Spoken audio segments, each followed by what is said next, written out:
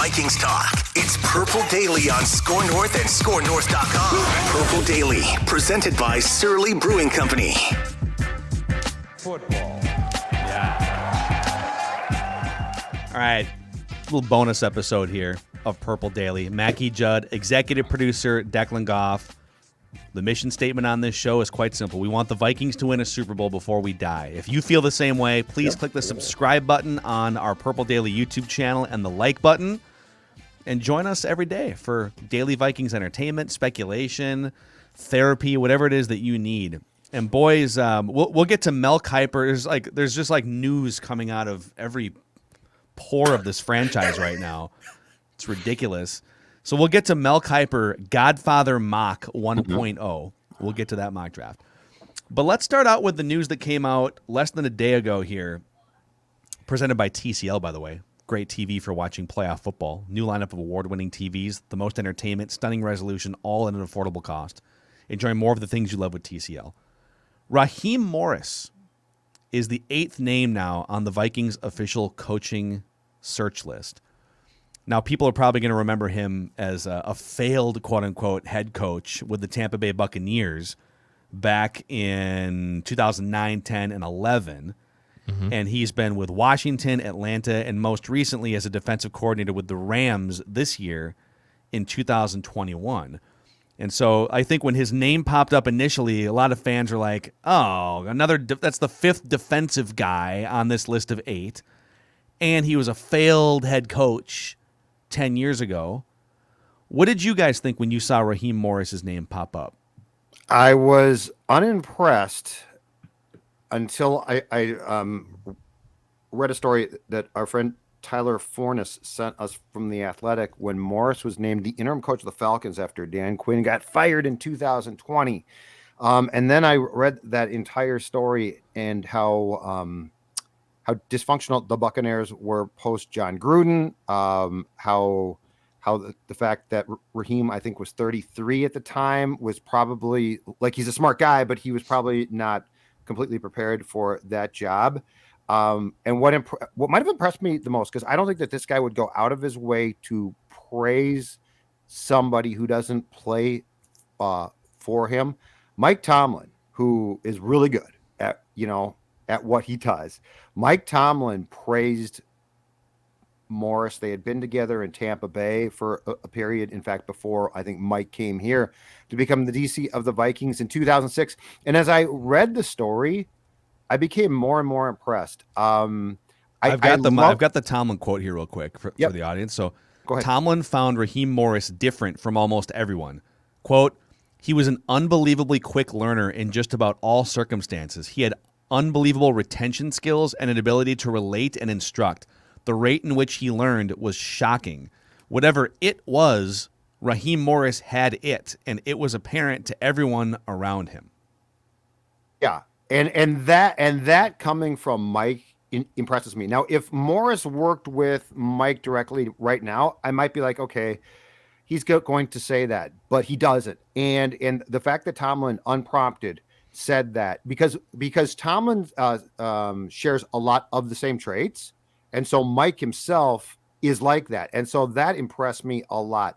The other thing, and it's going to seem small and potentially inconsequential, but I think is absolutely key, is beyond his ability to relate to players and coach players, is the fact, the explanation of how he went from a defensive guru type of DC, I think a secondary coach, to a year or two of coaching, being the position coach for the Falcons receivers, which at the time I saw that back then, and I'm like, that seems weird. Like, ordinarily position coaches this far down the road, especially if they've been a head coach, they don't make that transition. And when you read the whole thing, it's like, holy cow. I love the fact. And then he basically taught the receivers what the defensive players were thinking. Like, it opened my eyes to, this is the type of person I think that you want it to be a head coach, because our problem often is dude is too fixated on his side of the football and that's it. This guy's not. I was really impressed. Now it's one piece. I get that. So I'm not saying slam dunk, he should be the guy. But Phil, my thinking after I read that lengthy piece really changed. I was really, really impressed. Yeah. Dex, what about you? I mean, look at the people he's also worked for. I mean, he was a young head coach in Tampa Bay. He was only 33 years old when he got the head coaching job of the Bucks in 2009. And actually, in that 2010 team, the last good year of Josh Freeman, they actually won 10 games, but they were a rare 10-win team that didn't make the postseason that year in 2010. But after getting axed and was maybe a little not ready for the Tampa Bay Bucks job, he works for Jay Gruden. He's worked for Sean McVay. He's also even worked for Mike Shanahan in previous life. I agree with Judd. The fact that he's went from basically this defensive guy to then coaching wide receivers, which actually, like, that does make sense to me. Like, if you're coaching defensive backs, who are defensive backs mostly going up against? Wide receivers. So I'm sure there is actually some X's and O's that he was able to install to be a wide receivers coach.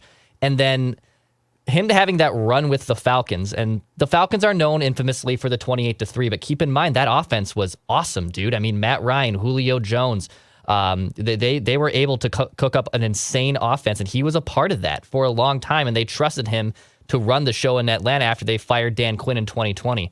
When I first heard the name, I thought, oh, okay, like, yeah, whatever. Doing some digging just in the last 12, 24 hours, this dude actually has some serious chops, and I would hope he gets a second interview, not even after his first one. So here's more from this article. This is Rondé Barber, longtime Buccaneers player, and I think, did Rondé work in their front office at one point too? I can't remember, but I'm just gonna read some of this article. Radiant energy flowed from Raheem Morris, or Ra, as a lot of players call him Ra, and through the Bucs organization, from punter to president, from equipment room to draft room. Quote from Rondé Barber: "When you got in a room with him, you realized how magnetic he is. The Glazers, the ownership, loved Ra. The players loved him. Everybody did. Morris related easily to his players, in part because they shared a generational bond. His background was similar to that of a number of the young men he was coaching." Now, he's in his early 40s now, but Jalen Ramsey went out on Twitter, one of the best defensive players in the NFL, and said this yesterday: "Ra is the best coach I've ever had, and I've had some great ones. He's taught me so much more this year alone that's helped me improve my game. If no other team wants to give him the head coaching position he deserves, I will personally and gladly have him back as our defensive coordinator. We've been through so much adversity and haven't played well for him at times this year, but he just continues to be the best leader." And part of what I'm looking for in this is, like, would it be nice to have an offensive-minded guru and genius? Of course it would be. But I'm looking for leadership above all else, like someone who can lead and command respect, but also connect with a group of 53 players in that locker room, especially after everything we've heard now at the end of the Zimmer era. Like, you got to find a connect. This is a new era of players. It can't just be, you walk by everyone in the hallway and you keep your head down. Like, you have to make it fun. You have to connect with them. There's a different way to teach this generation of players. And so I'm kind of looking for validation and social proof that guys are sticking their necks out and saying, no, this guy right here, Raheem Morris, right? Or Nathaniel Hackett's the same way with Aaron Rodgers and David Bakhtiari. Totally different background for Nathaniel Hackett. But, like, what players are sticking their neck out and saying, I would die on a hill for that coach? That matters more to me than offensive scheming versus defensive scheming. But to Judd's point, Raheem Morris, defensive coordinator, defensive background, spent 5 years as the pass game coordinator and wide receivers coach for the Falcons. So he does have an offensive background, and he does have sort of a big picture, all-encompassing background as a coach. So I've kind of gone from, like, 48 hours. I don't even know if he was on my radar. I was like, yeah, he's doing a pretty good job as a coordinator in Los Angeles, whatever, and just soaking in more information about him the last couple days. I put him on my short list. If the Vikings announced tomorrow Raheem Morris is the new head coach, I would have nothing to complain about. He doesn't sound like a guy who is destined to have just been a good coordinator and not a coach, which some guys are. He doesn't sound like that. I also like, so I think that there's this automatic thing, and it's not surprising, to look for the exact opposite of the coach, or in some cases GM, that you just fired. And that's sort of, at times that's quantifiable, and at times it's just sort of like, well, I want someone who is more inclusive. Mike wasn't inclusive, but it's like, okay, but how are you going to get there? In Morris becoming, Phil, the receivers coach and passing game coordinator for the Falcons, think about this. It took 4 years for Zimmer to sit down with his starting quarterback and talk weekly. Okay. How much could Mike have shared starting in 2018 with, hey, I'm a defensive guy, and I'm going to tell you right now, here's what I think. Here's what we think. Here's the game plan for what we did last year to stop Kirk Cousins. And Kirk, I'm going to give you this. So I love the fact that there is a quantifiable evidence of exactly what Raheem Morris did in doing that. The second thing is, we always talk about second chances, and the guy that always comes up is Belichick. He didn't fail in Cleveland, but it didn't go great. And then he got the second chance, and it has catapulted him into a obvious Hall of Fame coaching career. There are some guys where I think you can say, I don't know about that though. Like fairly, you can be like, okay, that guy flamed out, and that was. In this case, though, I think there's a very real chance. I'm not saying he's going to become Belichick too, but I think that there's a very solid chance that going from the age of 33 to 44, 45, and learning will translate here. I think that's a bit.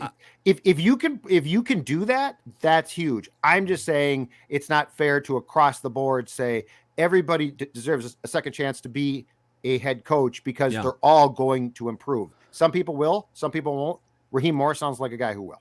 I want to throw one more variable out here about his time with Tampa Bay, 2009 through 2011. Now they went 10-6 in 2010. They fired John Gruden. They had a disaster season after John Gruden in his first year. Then they went 10-6 in 2010. Then they train wrecked again in 2011. In 2011, and I don't have the data because 2010 was an uncapped year. I don't have the data, but I remember the Buccaneers actively stripped down their roster and payroll after John Gruden. And I even remember reports about how let's Raheem Morris, let's just take a shot on a young, inexpensive head coach because we're in full reset mode here. Right.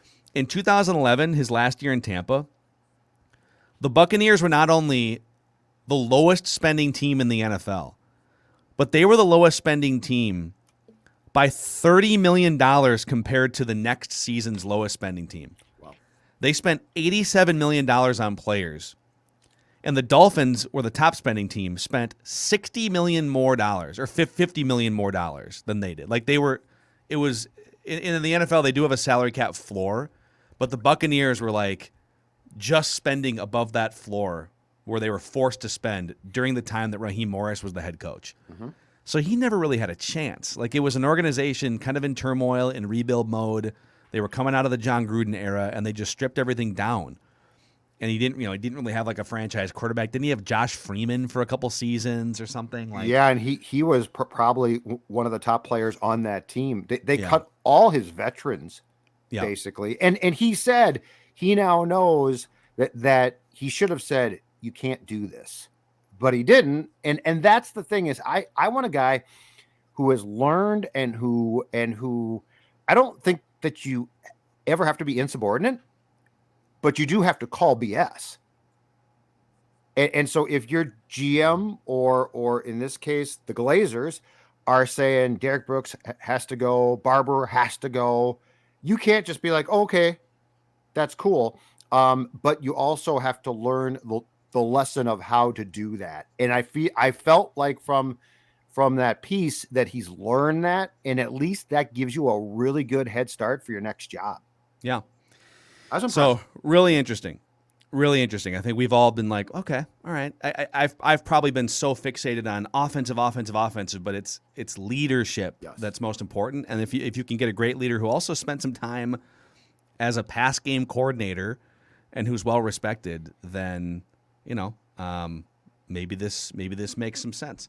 I just got locked out of my ESPN Plus. I wanted to do this Mel Kiper mock. Dex, do you have a login that you can get us with? I've got it. Okay. I've got it right here. Okay. It's right in front of me. Because we got to get to Mel sec. Kiper, the Godfather mock himself All has right. his 1.0. It's always a big day when he pumps out All right. mock draft 1.0. I got it. First what? 4 picks? 5 picks? And then Do what you the do what you Vikings want. pick? Guide us All right. through. With the first for pick. sure. With the first pick, no surprise. The Jacksonville Jaguars step to the podium and take Michigan defensive end Aiden Hutchinson, who I think until the combine is going to be like the consensus, right? He's like the guy. He's the hot name. So he's the first pick. The Detroit Lions, shockingly picking second, take Kayvon Thibodeau, another defensive end from Oregon. Houston then takes an offensive tackle, Evan Neal from Alabama. 4th overall, the New York Jets take safety Kyle Hamilton from Phil Mackey's favorite team at Notre Dame. And I'll go through 5 because this is super not sexy. The New York Giants step up and take Akeem Ekwan, I believe, an offensive tackle from NC State. It continues to go through. So the next picks, I won't even bother with the names, but we got an offensive tackle, we got a linebacker, we got a cornerback, Derek Stingley Jr. going to the Falcons at 8. The Broncos take an inside linebacker. The Jets take Drake London, a wide receiver from Southern Cal, with a pick that they got in the Jamal Adams trade from Seattle. Okay. At 11, it gets interesting, at least. Like until now, I think it's been pretty damn boring. The WFTs, who knows? By this point, they might have a name. Take Malik Willis, quarterback from Liberty, who I think Phil's right. I think he's going to climb. He's going to climb because he's going to put up ridiculous combine numbers. If he looks good at the Senior Bowl, too, like he's going to climb into the top 5, 6, 7. And then, are you ready for it? At number 12? At number 12, the Minnesota Vikings take, yes, Ahmad Sauce. I love the nickname. I mean, this town's got a sauce, but perhaps we could use two. Gardner, cornerback from Cincinnati. I want a mock. All right. Yeah, I mean, it's tough to swallow because, like, how many times are they going to keep going back to the cornerback? Well, but, like, they do need cornerbacks. Patrick Peterson's old. You know, they cut Bashaw Breeland, so they basically, in terms of cornerbacks under the age of, like, 30, they got Cam Dantzler. Yeah. That's pretty much it. Yep. And they do not have, I don't think they do not have anybody who is or is going to be a lockdown guy. Like, I don't see Dantzler. I think Dantzler might be effective and with the proper and positive coaching, but I don't see him morphing into what Rhodes did. So I think the temptation is, can we get a lockdown guy? I do wonder at some point, I made this prediction on Write That Down. When are the mockers, the heavy hitting mockers, the McShays and the Kipers, when are they going to start linking quarterbacks to the Vikings? Because even if Kirk plays, he's got 1 year left in his contract. I don't think you can just assume they're going to extend him.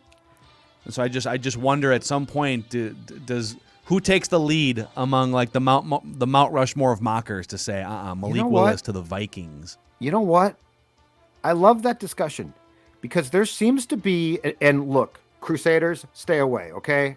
I'm busy. I don't have time. Why would you want a new quarterback when you've got one of the greatest of all time? But you know, he just needs more of a supporting cast. On Tuesday's show, Boone did this too, and I think it's a definite national thing.